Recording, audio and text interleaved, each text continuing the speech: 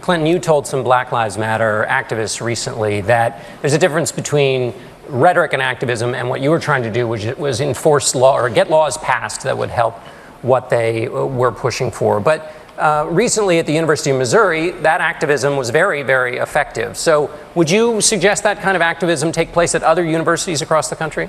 Well, John, I come from the 60s, a long time ago. There was a lot of activism on campus, civil rights activism, anti-war activism, women's rights activism.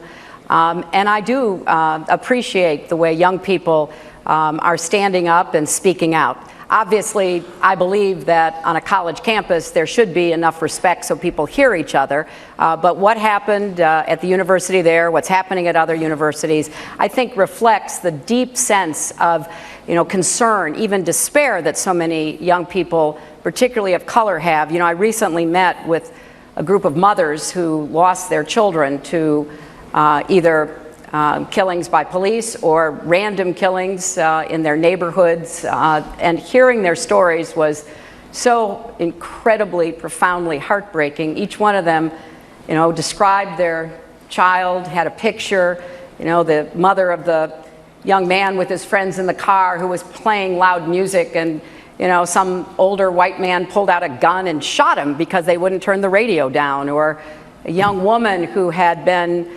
performing at President Obama's second inauguration, coming home, an absolutely stellar young woman, hanging out with her friends in a park, getting shot by a gang member. And of course, I met the mothers of Eric Garner and Tamir Rice and Michael Brown and Trayvon Martin, and so many of them who have lost their children. So your original question is the right question, and it's not just a question for parents and grandparents to answer. It's really a question for all of us to answer.